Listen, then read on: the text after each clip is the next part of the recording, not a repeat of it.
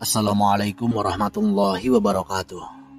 Sahabat baca cerita yang dirahmati Allah, pernahkah Anda membayangkan ada seorang manusia yang begitu ditakuti oleh setan, hingga setiap kali berpapasan dengannya, setan memilih berbalik arah dan mencari jalan lain? Beliau bukanlah nabi, bukan pula malaikat, melainkan seorang sahabat Rasulullah SAW. Namanya adalah Sayyidina Umar bin Khattab radhiyallahu anhu.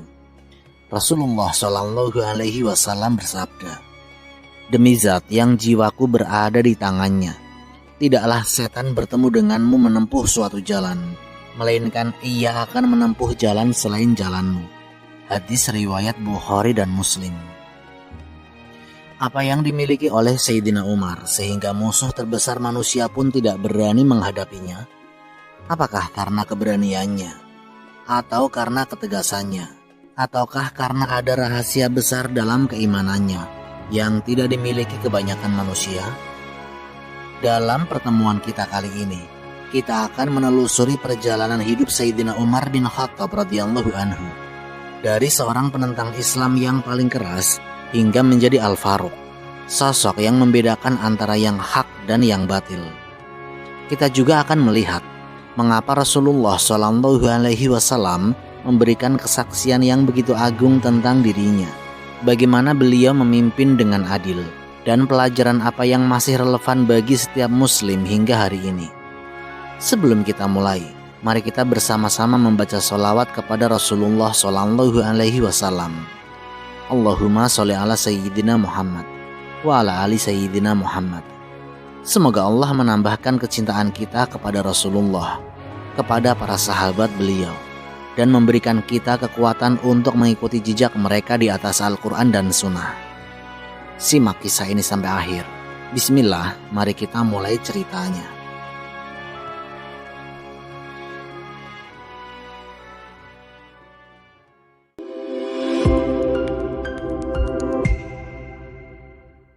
Misteri sabda Rasulullah SAW.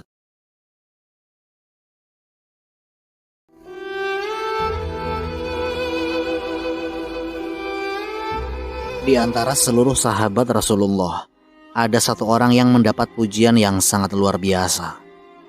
Pujian itu bukan datang dari manusia biasa, melainkan langsung dari Rasulullah SAW.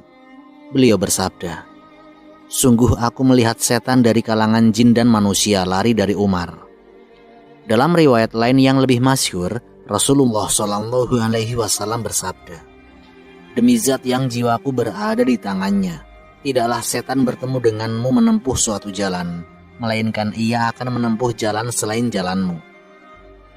Hadis ini diriwayatkan oleh Imam Al-Bukhari dan Imam Muslim, sehingga termasuk riwayat yang paling kuat dan paling sahih dalam Islam.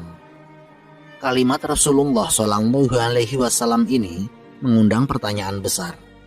Mengapa setan sampai menghindari Sayyidina Umar bin Khattab?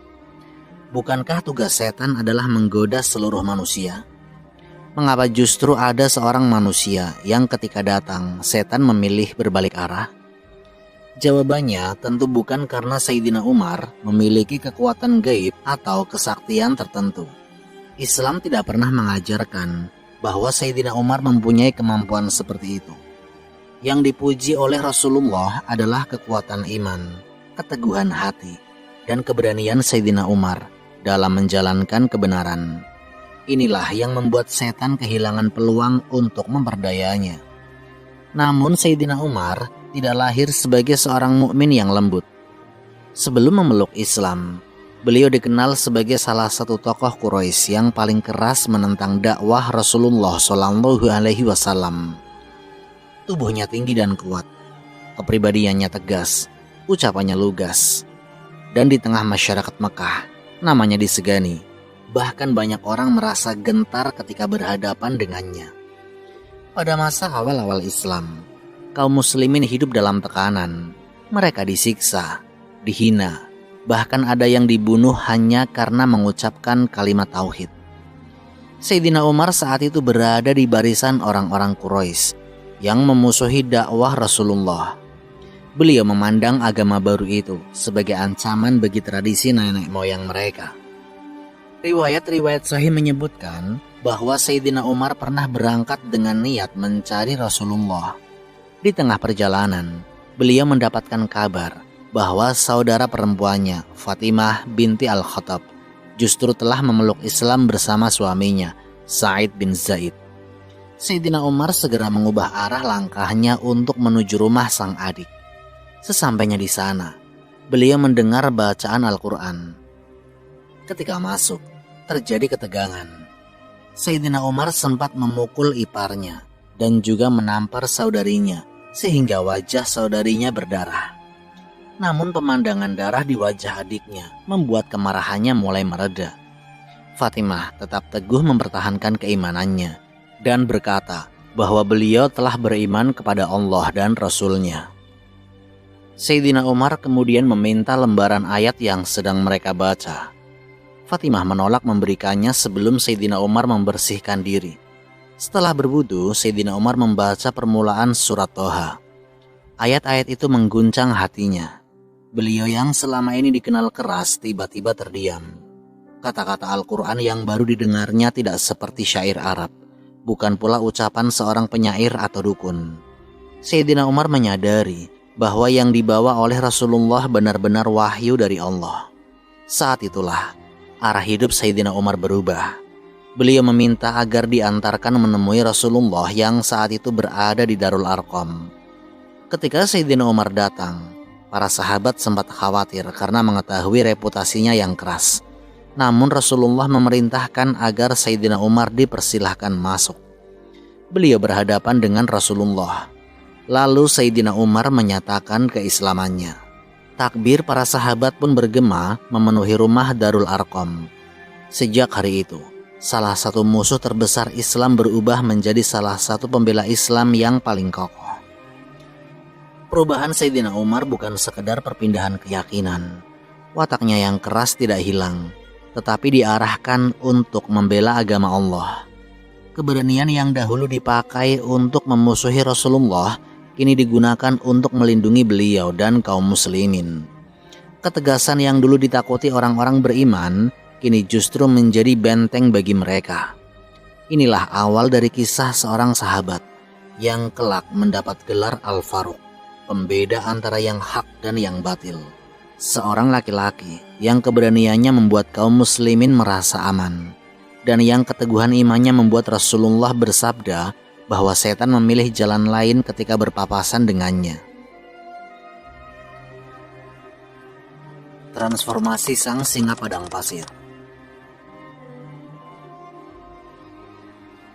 Masuk Islam tidak mengubah watak Sayyidina Umar bin Khattab menjadi seorang yang lemah atau ragu-ragu. Yang berubah adalah arah hidupnya. Jika dahulu keberanian dan ketegasannya digunakan untuk memusuhi Islam, kini seluruh kekuatan itu dipersembahkan untuk membela agama Allah.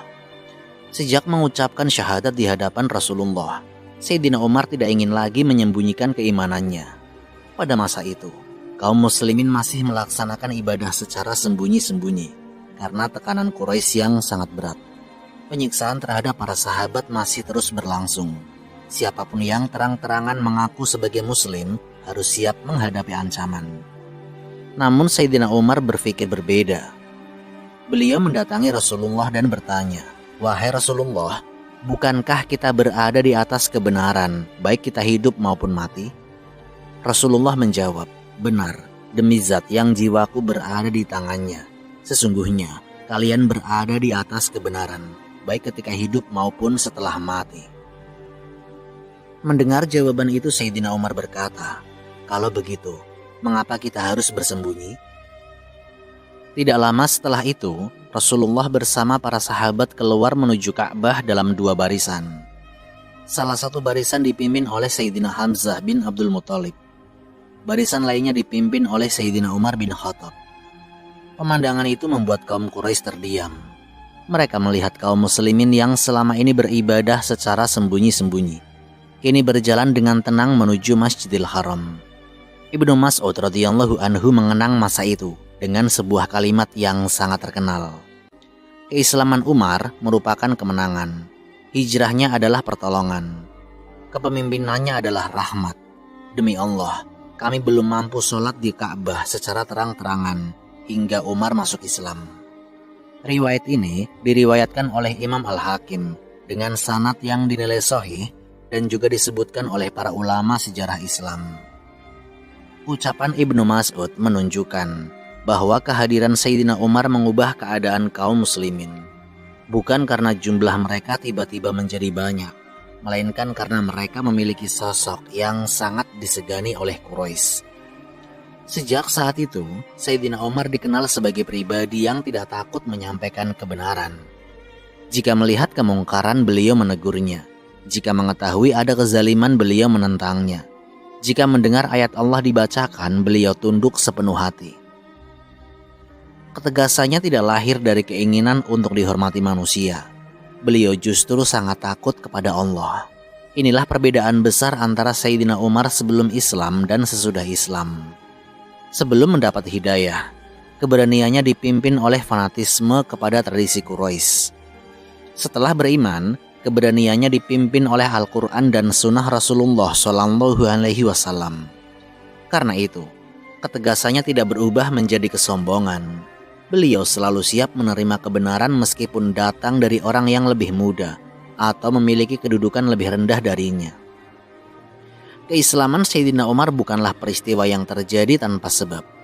Sebelumnya, Rasulullah SAW pernah berdoa, "Ya Allah, muliakanlah Islam dengan salah satu dari dua orang yang paling Engkau cintai, Umar bin Al-Khattab atau Ammar bin Hisham." Allah mengabulkan doa Rasulnya dengan memberikan hidayah kepada Sayyidina Umar bin Khattab. Sejak hari itu, salah satu tokoh paling berpengaruh di Mekah berubah menjadi salah satu pembela Islam yang paling kuat. Tidak ada lagi keraguan dalam langkahnya. Tidak ada lagi kebimbangan tentang siapa yang harus dibela. Seluruh hidupnya diarahkan untuk menolong agama Allah. Orang-orang Quraisy mengenal Sayyidina Umar jauh sebelum beliau masuk Islam. Mereka mengetahui keberanian dan ketegasannya.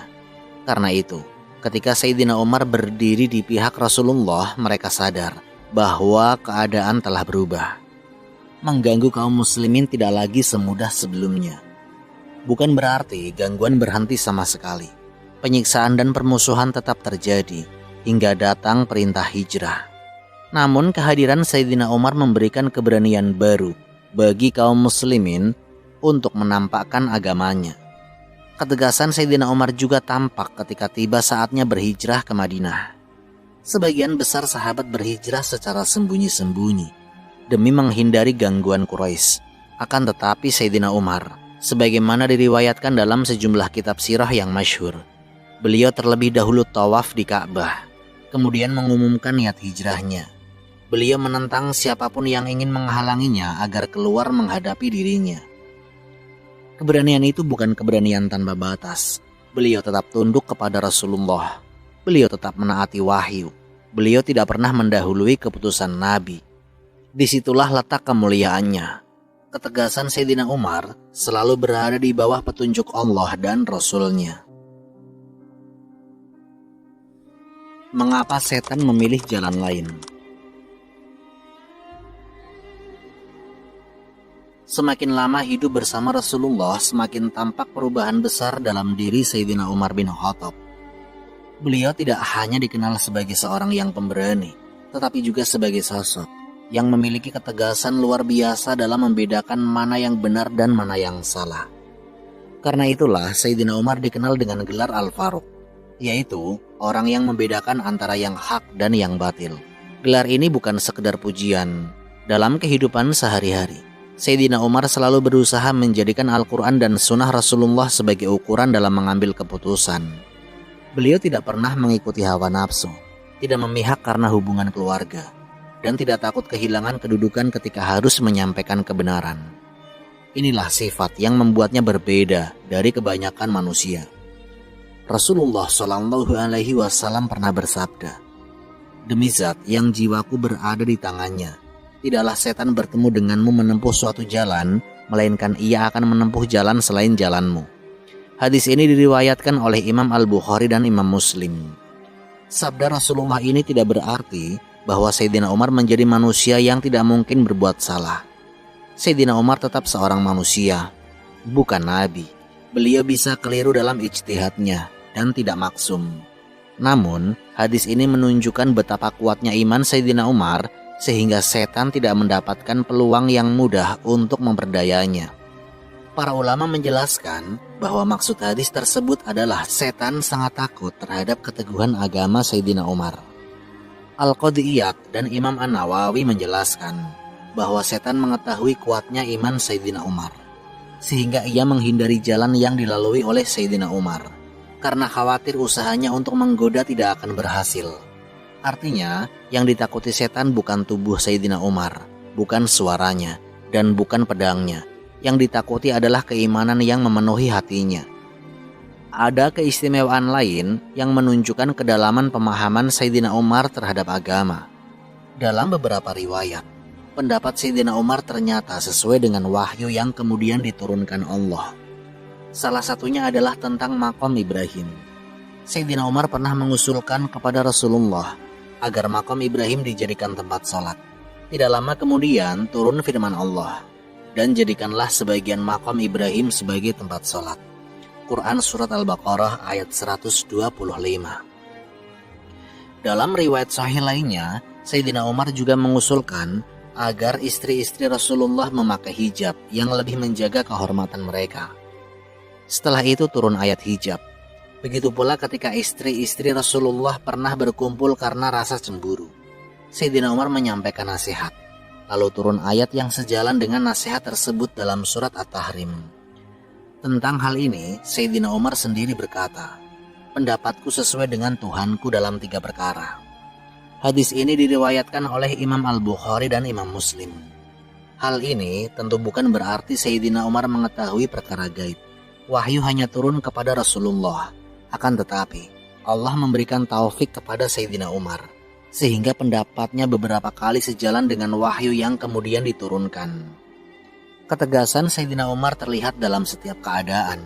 Jika Rasulullah memerintahkan sesuatu, Sayyidina Umar segera melaksanakannya. Jika Al-Quran menjelaskan suatu hukum, Sayyidina Umar menerimanya tanpa mencari jalan untuk menghindar. Beliau tidak pernah mengubah hukum Allah demi menyenangkan manusia. Beliau juga tidak membedakan antara orang kaya dan orang miskin dalam menegakkan keadilan. Bagi Sayyidina Umar, yang paling penting bukanlah penilaian manusia, tetapi ridho Allah. Inilah yang membuat keputusannya sering terasa tegas, bukan karena beliau mudah marah, bukan pula karena ingin ditakuti, tetapi karena beliau memahami bahwa seorang mukmin tidak boleh mempermainkan hukum Allah demi kepentingan pribadi. Al-Quran menjelaskan bahwa setan akan mendatangi manusia dari berbagai arah untuk menyesatkan mereka. Allah Subhanahu wa Ta'ala berfirman tentang ucapan iblis, "Kemudian aku akan mendatangi mereka dari depan, dari belakang, dari kanan, dan dari kiri mereka." Quran Surat Al-A'raf ayat 17. Setan mencari pintu masuk melalui syahwat, kesombongan, cinta dunia, keraguan, kemarahan yang tidak terkendali, atau rasa takut kepada manusia. Namun pada diri Sayyidina Umar, pintu-pintu itu sangat sulit dimasuki. Ketika mengetahui suatu perintah Allah, Sayyidina Umar langsung melaksanakannya. Ketika melakukan kesalahan, beliau segera mengoreksi dirinya. Ketika mendengar nasihat, beliau menerimanya. Karena itulah, setan tidak mendapatkan kesempatan yang mudah untuk mempermainkannya. Banyak orang mengira bahwa keberanian berasal dari kekuatan fisik. Sayyidina Umar memang memiliki tubuh yang kuat. Akan tetapi, Rasulullah tidak pernah mengatakan bahwa setan takut kepada tubuh Sayyidina Umar. Yang dipuji Rasulullah adalah keadaan hati Sayyidina Umar. Keberaniannya yang lahir dari keyakinan, ketegasannya yang lahir dari ketakwaan. Selama hidupnya, Sayyidina Umar selalu berusaha menempatkan Allah di atas segala-galanya. Ketika rasa takut kepada Allah memenuhi hati seseorang, rasa takut kepada selainnya akan semakin kecil. Inilah rahasia yang membuat Sayyidina Umar menjadi pribadi yang begitu kokoh. Beliau bukan manusia tanpa kesalahan. Beliau bukan manusia yang memiliki kekuatan gaib. Beliau adalah seorang hamba yang menjaga imannya dengan sungguh-sungguh, sehingga Rasulullah memberikan kesaksian yang tidak pernah diberikan kepada kebanyakan sahabat lainnya. Apabila setan bertemu dengannya di suatu jalan, setan memilih jalan yang lain. Tegas kepada diri sendiri, lembut kepada rakyat.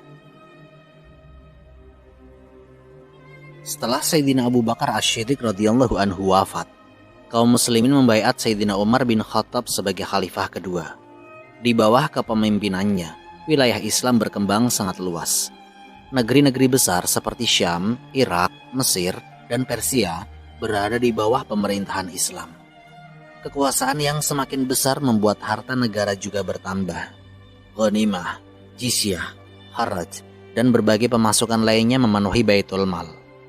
Namun, keadaan itu sama sekali tidak mengubah cara hidup Sayyidina Umar. Beliau tidak membangun istana untuk dirinya, beliau tidak mengenakan pakaian mewah, beliau tidak mengumpulkan harta. Justru semakin besar amanah yang dipikulnya, semakin besar pula rasa takutnya kepada Allah. Sayyidina Umar memahami bahwa jabatan bukan kehormatan yang harus dibanggakan, tetapi amanah yang akan dipertanggungjawabkan di hadapan Allah. Pada siang hari, Sayyidina Umar memimpin pemerintahan, menerima para tamu, menyelesaikan berbagai persoalan kaum muslimin, dan mengatur urusan negara. Namun ketika malam tiba dan kebanyakan orang beristirahat, Sayyidina Umar justru keluar meninggalkan rumahnya. Beliau berjalan menyusuri jalan-jalan Madinah, bukan untuk mencari hiburan, bukan pula agar terlihat rakyatnya. Beliau ingin memastikan sendiri keadaan masyarakat yang dipimpinnya. Abdurrahman bin Auf dan Aslam, bekas budak Sayyidina Umar, meriwayatkan beberapa peristiwa ketika Sayyidina Umar berkeliling pada malam hari. Riwayat-riwayat ini disebutkan dalam kitab-kitab sejarah yang sanadnya dinilai baik oleh para ulama. Sayyidina Umar tidak puas hanya menerima laporan para pejabat. Beliau ingin melihat langsung kenyataan di lapangan. Pada suatu malam, Sayyidina Umar melihat sebuah api menyala di pinggiran Madinah. Beliau mendekat bersama Aslam. Di sana ada seorang ibu bersama beberapa anak kecil. Anak-anak itu menangis tanpa henti. Di atas api, sebuah periuk sedang dipanaskan. Sayyidina Umar memberi salam lalu bertanya dengan lembut, "Apa yang terjadi dengan kalian?" Perempuan itu menjawab bahwa anak-anaknya menangis karena lapar. Lalu Sayyidina Umar bertanya tentang isi periuk yang sedang dimasak. Perempuan itu menjawab, "Isinya hanya air dan beberapa batu. Aku sengaja membuat mereka mengira makanan sedang dimasak agar mereka tenang sampai tertidur." Kemudian perempuan itu mengucapkan kalimat yang sangat menyentuh. "Semoga Allah mengadili Umar karena tidak memperhatikan keadaan kami."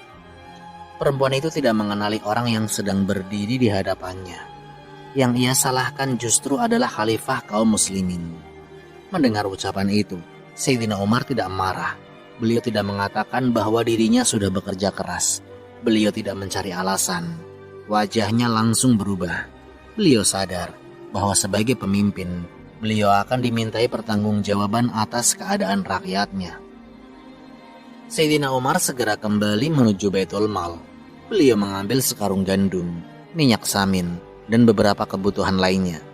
Aslam yang melihat keadaan Sayyidina Umar berkata, "Biarlah aku yang membawanya, wahai Amirul Mukminin." Namun Sayyidina Umar menjawab dengan sebuah kalimat yang sangat terkenal, "Apakah engkau akan memikul dosa-dosaku pada hari kiamat?" Riwayat ini disebutkan oleh Ibnu Sa'ad dalam At-Tabaqat dan para ulama sejarah lainnya dengan jalur yang saling menguatkan. Sayyidina Umar kemudian mengangkat sendiri karung gandum itu di atas punggungnya. Aslam melihat tubuh khalifah yang sudah tidak muda lagi berjalan membawa beban berat menuju tenda tadi. Sesampainya di sana, Sayyidina Umar sendiri yang menyiapkan makanan. Beliau menuangkan tepung, beliau memasak, beliau meniup api hingga asap mengenai wajah dan janggutnya. Aslam menawarkan bantuan, namun Sayyidina Umar tetap ingin menyelesaikannya sendiri. Setelah makanan matang, anak-anak itu mulai makan dengan lahap. Tangisan mereka perlahan berubah menjadi tawa. Sayyidina Umar tidak langsung pergi. Beliau duduk agak jauh sambil memperhatikan mereka sampai benar-benar kenyang dan mulai bermain. Barulah setelah itu beliau berdiri dan kembali ke Madinah. Ada satu ucapan Sayyidina Umar yang sangat terkenal dan diriwayatkan dalam kitab-kitab sejarah Islam. Beliau berkata, "Seandainya seekor bagal tersandung di Irak, aku khawatir Allah akan meminta pertanggungjawaban kepadaku. Mengapa aku tidak meratakan jalan untuknya?"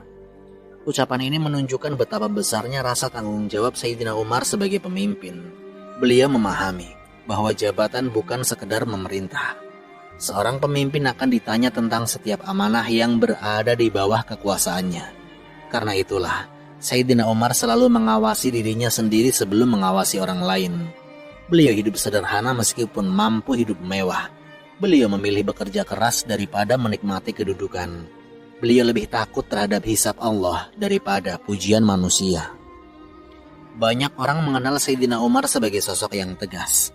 Namun rakyat yang hidup di bawah kepemimpinannya mengenal sisi lain dari dirinya. Mereka melihat seorang khalifah yang tidak menjaga jarak dengan rakyat.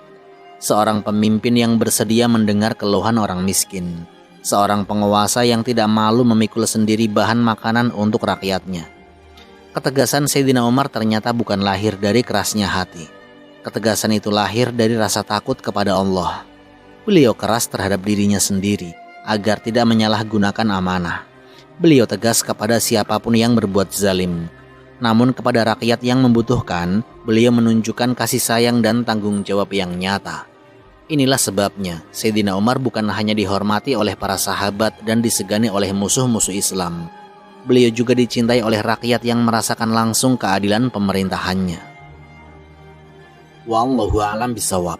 Semoga kisah ini memberikan manfaat dan menjadi pengingat bagi kita semua untuk terus memperbaiki diri serta meningkatkan ketaatan kepada Allah Subhanahu wa Ta'ala. Lebih dan kurangnya mohon dimaafkan. Yang benar datangnya dari Allah Subhanahu wa Ta'ala. Khilaf atau keliru itu datangnya dari saya pribadi sebagai manusia biasa. Sampai jumpa di kisah-kisah inspiratif berikutnya. Akhirul kalam, wassalamualaikum warahmatullahi wabarakatuh.